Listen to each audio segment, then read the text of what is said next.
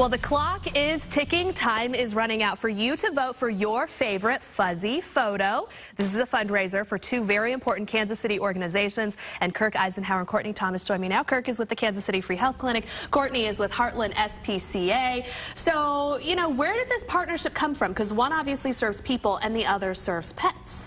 Well, the Kansas City Free Health Clinic is in the Kansas City area at 35th and Broadway and at a facility over at Prospect.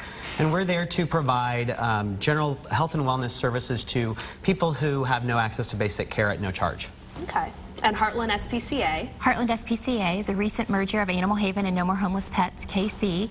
So we have 3 facilities in Merriam, Kansas, and target prevention programs as well as animal adoption programs for pets and people in need in our community. And so I think the greatest similarity here is the emphasis on health care for people and pets. Yeah, the fundraiser really came together about 5 years ago through a collaboration of some common board members and funders who really saw and noticed that both organizations were doing the same thing, helping people who needed health care, both people and pets.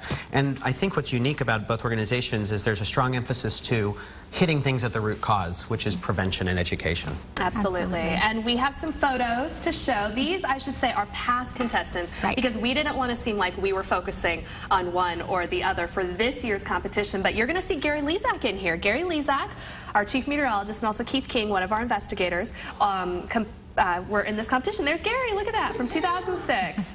So these are some wonderful photos, and the photographer who takes these donates her time. Yeah, she's a great photographer. She donates her time, and that way, the great thing about this fundraising model, I think, is that almost all of the proceeds go directly to both organizations. And right now, there's never been a greater need for both organizations, as we're seeing funding, particularly on a government level, continue to be a challenge, and yet the needs for our services in both organizations has never been greater.